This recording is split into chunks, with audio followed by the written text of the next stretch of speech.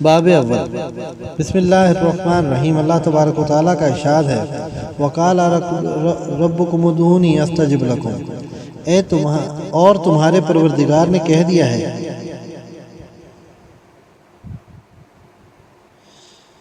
کہ تم مجھ سے دعا مانگو، میں تمہاری دعا قبول کروں گا۔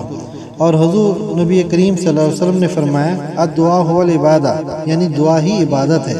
دوسری کا ارشاد فرمایا دعا مخل عبادہ، یعنی دعا عبادت کا مغز ہے۔ اللہ تبارک و تعالیٰ اور حضور پاک صلی اللہ علیہ وسلم کے بیان کے مطابق یہ بات واضح ہوگی ہے کہ دعا مانگنے کے لیے خود باری تعالیٰ نے حکم دیا ہے، اور یہ بھی فرمایا ہے کہ میں قبول کروں گا، اور یہ بات بھی معلوم ہوگی ہے کہ دعا عبادات کا مغز ہے۔ لیکن اکثر حضرات کو یہ بات کہتے سنا گیا ہے کہ جی اللہ ہماری نہیں سنتا، یا یہ کہ ہماری زبان میں اثر نہیں ہے، ہماری دعا قبول نہیں ہوتی۔ ایسا کہنا سراسر کفر ہے۔ اللہ تبارک و تعالیٰ تو تمہارے دل کی آواز بھی سنتا ہے، وہ سمیع علیم ہے۔ اس نے قبولیت کا وعدہ بھی فرمایا، پھر شک کی کیا گنجائش رہ جاتی ہے؟ یہ صرف ہمارے یقین کی کمی ہے۔ اللہ سبحانہ و تعالیٰ سب کی سنتا ہے، لیکن بندے کے ساتھ اس کے گمان کے مطابق معاملہ فرماتا ہے۔ اگر آپ اس یقین سے دعا مانگیں گے کہ وہ مالک ہماری فریاد سن رہا ہے اور ضرور پوری فرمائے گا، تو انشاءاللہ دعا ضرور پوری ہوگی۔ لیکن کب پوری ہوگی؟ اس میں اللہ تعالیٰ کی مصلحت ہوتی ہے، جب وہ بہتر سمجھتا ہے اور جس طرح بہتر سمجھتا ہے پورا کرتا ہے۔ اللہ تعالیٰ کو اپنے عاجز بندے کی بہتری مقصود ہوتی ہے، چنانچہ جس طرح وہ اس کے لیے بہتر سمجھتا ہے عطا کر دیتا ہے۔ لیکن اگر مانگنے والے کا گمان پہلے ہی سے یہ ہو کہ وہ ہماری نہیں سنتا اور وہ بے یقینی کا شکار ہو، تو پھر معاملہ خراب ہو جاتا ہے۔ اس کے علاوہ دعا مانگنے کے کچھ آداب بھی ہیں۔ خداوند قدوس نے جہاں ہمیں قرآن پاک میں پیاری پیاری دعائیں سکھائی ہیں، ان کے مانگنے کا حکم فرمایا ہے، وہیں دعا مانگنے کے آداب بھی سکھائے ہیں۔ اللہ تبارک و تعالیٰ کا قرآن پاک میں ارشاد ہے ادعوا ربکم تضرعا وخفیۃ انہ لا یحب المعتدین ولا تفسدوا فی الارض بعد اصلاحها وادعوه خوفا وطمعا وان رحمت اللہ قریب من المحسنین۔ تم لوگ اپنے پروردگار سے دعا کیا کرو، تذلل ظاہر کر کے بھی اور چپکے چپکے بھی۔ البتہ یہ بات واقعی ہے کہ اللہ تعالیٰ ان لوگوں کو ناپسند کرتا ہے جو حد سے نکل جائیں، اور دنیا میں بات اس کے کہ اس کی درستگی کر دی گئی ہے۔ فساد مت پھیلاؤ اور اس کی یعنی اللہ تعالیٰ کی عبادت کیا کرو، ڈرتے اور امیدوار رہتے ہوئے۔ بے شک اللہ تعالیٰ کی رحمت نزدیک ہے نیک کام کرنے والوں سے۔ ہدایہ مبارکہ میں جو کچھ ارشاد فرمایا گیا ہے، ان سے تین باتیں واضح کر دی گئی ہیں، جن کا مفہوم یہ ہے کہ دعا عاجزی و انکساری کے ساتھ گڑ گڑاتے ہوئے خوشامدانہ انداز میں خود کو محتاج سمجھتے ہوئے مانگنی چاہیے۔ جس طرح بھیک مانگنے والے فقیر آپ کے دروازے پر آ کر بھیک مانگتے ہیں، آپ چاہے ان کو برا بلا کہیں یا جھڑکیاں دیں، وہ خوشامد کرتے رہتے ہیں اور مایوس نہیں ہوتے۔ بندہ اپنے رب کے سامنے اس طرح تذلل اختیار کرے اور اس وقت تک مانگتا رہے جب تک اس کی مراد پوری نہ ہو جائے۔ مایوس اور نا امید ہرگز نہ ہو، کیونکہ ایک دوسری جگہ ارشاد فرمایا ہے لا تقنطوا من رحمت اللہ، اللہ کی رحمت سے مایوس نہ ہو، چنانچہ اللہ کی رحمت سے مایوس ہونا کفر ہے۔ دوسرا نقطہ یہ ارشاد فرمایا گیا ہے کہ دنیا میں فساد مت پھیلاؤ۔ اس سے مراد یہ ہے کہ اللہ تبارک و تعالیٰ نے قرآن پاک میں انسانوں کے لیے پیدائش سے لے کر موت تک زندگی گزارنے کے لیے قانون بنا دیا، اور اللہ تعالیٰ کے پیارے حبیب نے اس پر عمل کر کے دکھایا ہے، اور قیامت تک آنے والے انسانوں کے لیے ایک مکمل ضابطۂ حیات مقرر کر دیا۔ اس پر عمل کرنا انسان کا فرض ہے، اور عمل کرنے کے لیے اس کو سیکھنا اور جاننا بھی ہر شخص کا فرض ہے۔ اس قانون کی خلاف ورزی ہی فساد ہے۔ جو شخص بھی اللہ اور اس کے حبیب صلی اللہ علیہ وسلم کے بنائے ہوئے قانون کو توڑے گا، وہ فساد کا مرتکب ہوگا۔ یہ اللہ کی نظر میں مجرم ہے، چنانچہ سزا کا مستحق بھی ٹھہرا۔ چنانچہ اگر کوئی شخص کسی مصیبت میں گرفتار ہے اور اس کی دعا قبول نہیں ہو رہی، تو اس کو سنجیدگی کے ساتھ اس بات پر غور کرنا چاہیے کہ مجھ سے کوئی خطا تو سرزد نہیں ہوئی جس کی سزا مل رہی ہے۔ اگر اس نے اللہ تعالیٰ کے بنائے ہوئے قانون کو توڑا ہے تو فوراً سچے دل سے توبہ استغفار کرے اور اس وقت تک اللہ سے معافی مانگتا رہے جب تک اس کے دل کو یہ یقین نہ ہو جائے کہ اللہ نے معاف فرما دیا۔ اس کے بعد اللہ سے دعا مانگے، انشاءاللہ ضرور پوری ہوگی۔ حضرت علی کرم اللہ وجہ کا ارشاد ہے کہ جب میرے اوپر کوئی تکلیف آتی ہے تو تو مجھے فوراً یہ بات معلوم ہو جاتی ہے کہ کسی غلطی کی وجہ سے تکلیف آئی ہے۔ چنانچہ یہ نکتہ بھی سمجھ لینا چاہیے کہ جس کا رتبہ ہے سوا، اس کو سوا مشکل ہے۔ انسان جتنا بلند ہوگا، اللہ تعالیٰ کا جتنا مقرب ہوگا، اس کا معاملہ اتنا ہی نازک ہوتا ہے۔ عام دنیا دار لوگوں کی تو بعض اوقات بڑی بڑی غلطی پر بھی پکڑ نہیں ہوتی، لیکن خواص کے دل کے خیال پر بھی پکڑ ہو جاتی ہے، اور بعض معمولی باتوں پر بھی سزا مل جاتی ہے۔ خود ہمارے پیارے رسول صلی اللہ علیہ وسلم کی حیات طیبہ سے ایسے واقعات ثابت ہوتے ہیں۔ ایک مرتبہ ایک یہودی نے حضور پاک صلی اللہ علیہ وسلم سے ایک سوال کیا، آپ نے فرمایا کل جواب دوں گا، لیکن کافی عرصہ تک آپ وحی کی نعمت سے محروم رہے، جس کی وجہ سے جواب نہیں دے سکے۔ یہودیوں نے آپ کو بدنام کرنا شروع کر دیا، جس پر آپ بہت پریشان ہوئے اور اللہ سے دعا فرمائی، تو اللہ تعالیٰ کا فرمان آیا کہ میرے حبیب، جب آپ کسی کام کا ارادہ کیا کریں تو پہلے انشاءاللہ، اگر اللہ نے چاہا، کہہ دیا کیجئے۔ اس کے بعد آپ پر وحی نازل ہوئی اور آپ صلی اللہ علیہ وسلم یہودی کو بلا کر اس کا جواب دیا۔ یہ واقعہ بھی اگر غور سے سوچا جائے تو امت کی تعلیم و تربیت کے لیے ہی رونما ہوا، ورنہ نبی کریم صلی اللہ علیہ وسلم کی تو وجہ ہے تخلیق کائنات و نور مجسم اور معصوم ہے، وہاں خطا کا تصور کرنا ہی فضول ہے۔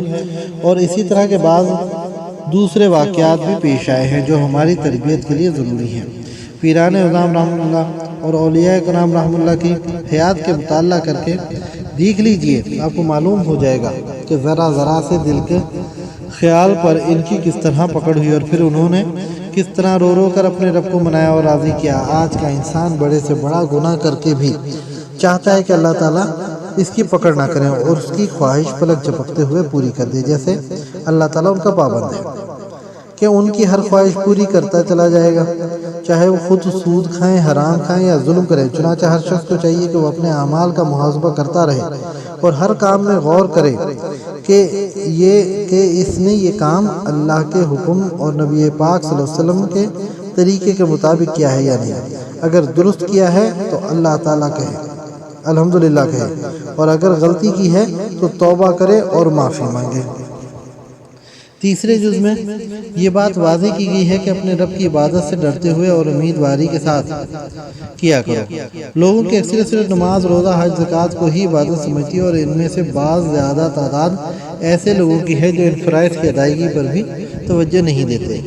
یہاں میں یہ بات واضح کر دوں کہ اللہ تبارک و تعالیٰ نے قرآن پاک میں جہاں ان فرائض کا ذکر فرمایا ہے، وہاں اکثر ان کا نام صلاۃ، زکوٰۃ، ذکر، صوم اور حج وغیرہ کہہ کر مخاطب فرمایا، اور جہاں صرف لفظ عبادہ استعمال کیا گیا ہے، اس میں انسان کی زندگی کا ہر عمل شامل ہے، کیونکہ قرآن پاک میں اللہ تبارک و تعالیٰ کا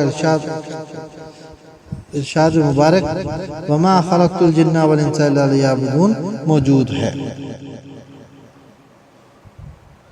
جو اس بات کی واضح دلیل ہے کہ انسان اور جنات کو اللہ تبارک و تعالیٰ نے صرف اور صرف اپنی بات کے لیے پیدا فرمایا ہے، اس کی سوا اور کوئی مقصد نہیں۔ یہاں آپ یہ بات کہہ سکتے ہیں کہ اگر انسان ہر وقت عبادت کرتا رہے گا تو باقی بشری تقاضے کس طرح پورے ہوں گے؟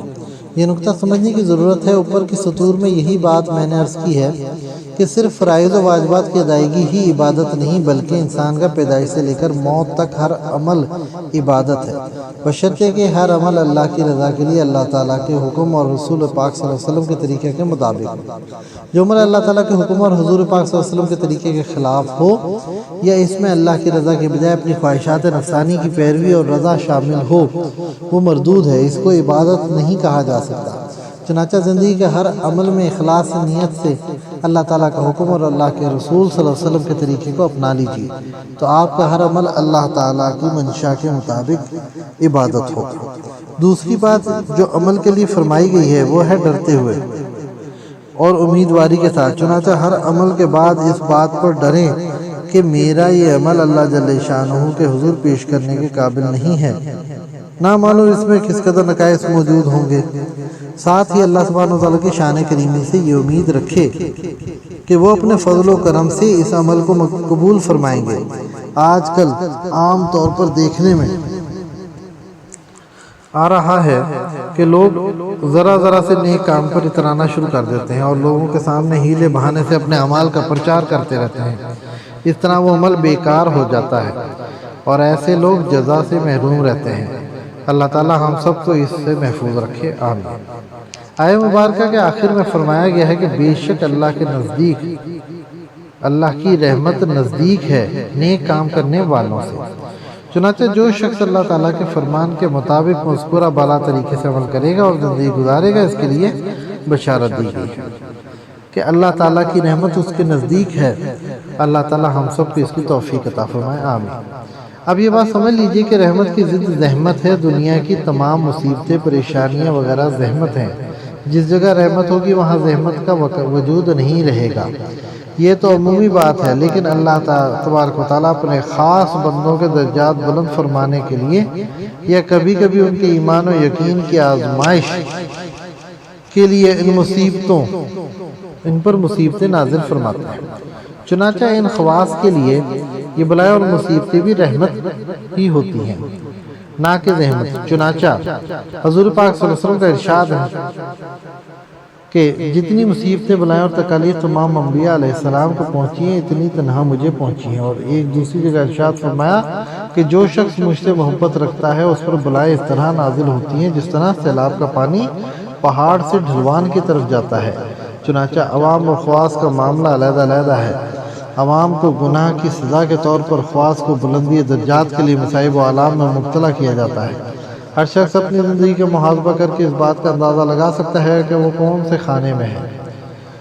آخر میں ایک اور انتہائی اہم نقطے کی طرف توجہ دلانا چاہتا ہوں، اور وہ ہے عقیدہ حضور پاک صلی اللہ علیہ وسلم کا ارشاد ہے کہ میری امت میں 72 یا 73 فرقے ہوں گے، جن میں صرف ایک ناجی یعنی جنتی ہوگا اور باقی سب ناری یعنی دوزخی ہوں گے۔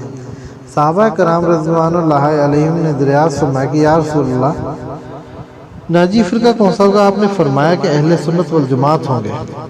صحیح بخاری کی روایت۔ حضور پاک صلی اللہ علیہ وسلم کے ارشاد مبارکہ کے مطابق 72 سے بھی شاید زیادہ فرقے بن چکے ہیں، اور ہر فرقے کو لوگ خود کو اہل سنت والجماعت ہونے کے دعویٰ کرتے ہیں۔ عام انسان کس طرح سمجھے کہ حقیقی اہل سنت والجماعت کون لوگ ہیں اور کس عالم کی پیروی کی جائے؟ اس بات کو سمجھ لے کہ حضور پاک صلی اللہ علیہ وسلم کی ایک اور حدیث کو سمجھنا ضروری ہے۔ ایک مرتبہ حضور پاک صلی اللہ علیہ وسلم نے صحابہ کرام سے ارشاد فرمایا، جس کا مفہوم یہ ہے کہ ایک وقت ایسا آئے گا جب یہ پہچاننا مشکل ہو جائے گا کہ کون حق پر ہے اور کون باطل پر، کس کی پیروی کی جائے۔ صحابہ کرام نے دریافت فرمائی، یا رسول اللہ، ایسے وقت پر ہمارے لیے کیا حکم ہے؟ تو آپ نے فرمایا، میری حدیث اور سنت کے مطابق عمل کرنا۔ چنانچہ ہر شخص اس بات کو اچھی طرح سمجھ سکتا ہے کہ مخبر صادق سرور دو عالم صلی اللہ علیہ وسلم کے ارشاد مبارک کے مطابق یہ دور وہی ہے جس کی طرف ارشاد فرمایا گیا تھا۔ مذکورہ بالا حدیث مبارکہ کی روشنی میں اہل سنت والجماعت کی تشریح سمجھنا کوئی مشکل بات نہیں ہے۔ اہل سنت سے تو بالکل صاف واضح ہے کہ جو حضور پاک صلی اللہ علیہ وسلم کی سنت پر چلے۔ اب رہ گیا جماعت، تو بیشتر علماء اس سے اجماع امت مراد لیتے ہیں، جو بالکل غلط ہے۔ یہ تو مغربی طرز کی جمہوریت والی بات ہوگی کہ اگر امت میں علماء سو کی اکثریت ہو جائے اور وہ غلط بات پر متفق و متحد ہو جائیں تو کیا اس کو حق تسلیم کر لیا جائے گا؟ خود نبی کے رسول کی حدیث مبارکہ سے یہ بات ثابت ہے کہ حق پرستوں کا دور صرف 200 سال ہوگا، اور اس کے بعد کے دور میں خال خال حق پرست صحیح العقیدہ لوگ ہوں گے۔ چنانچہ علیہ جماعت سے اجماع امت لینا صریحاً غلط ہے، بلکہ اس سے مراد صرف اور صرف جماعت صحابہ ہے، جن کے متعلق حضور پاک صلی اللہ علیہ وسلم کا ارشاد مبارک موجود ہے کہ میرے صحابہ مثل ستاروں کی ہیں، جس کی بھی پیروی کرو گے فلاح کو پہنچ جاؤ گے۔ چنانچہ اب یہ بات خوب اچھی طرح سمجھ لینی چاہیے کہ اہل سنت والجماعت سے مراد وہ لوگ ہیں جو حضور پاک صلی اللہ علیہ وسلم کی سنت پر اس طرح عمل کریں جس طرح صحابہ کرام علیہم اجمعین نے عمل کر کے دکھایا تھا، اور صحابہ کرام نے حضور پاک صلی اللہ علیہ وسلم کی احادیث مبارکہ اور قرآن کریم کی جس طرح تشریح بیان فرمائی ہے اس کو من و عن تسلیم کر لیں، اور اس کے اندر اپنی طرف سے قیل و قال نہ نکالیں۔ یہ بات اچھی طرح سمجھ لیجئے کہ دین کے جس عمل میں حضور پاک صلی اللہ علیہ وسلم کی وضاحت سنت موجود ہے، اس سنت کو ترک کر کے اپنی طرف سے کوئی اور طریقہ ایجاد کرنا ہی اصل بدعت ہے، جس کو صریحاً گمراہی کہا جائے گا۔ کل بدعت ضلالہ، اور ایسا عمل کرنے والا شخص بالکل گمراہ ہے، چاہے وہ بظاہر کی طرح ہی بڑا متقی و پرہیزگار کیوں نہ نظر آئے۔ بڑی سے بڑی نفلی عبادت مل کر بھی حضور پاک صلی اللہ علیہ وسلم کی ایک چھوٹی سے چھوٹی سنت کی برابری نہیں کر سکتی، جس طرح کوئی غوث قطب ابدال بھی مرتبہ میں حضور پاک صلی اللہ علیہ وسلم کے چھوٹے سے چھوٹے صحابی کی برابری نہیں کر سکتا۔ چنانچہ جو شخص حضور پاک صلی اللہ علیہ وسلم کی سنت اور صحابہ کرام رضوان اللہ علیہ مجمعین کے طریقے پر ہے، وہی اہل سنت والجماعت ہے، اور باقی سب دوسرے طبقے سے رکھتے ہیں۔ ان کی تقلید سراسر گمراہی ہے۔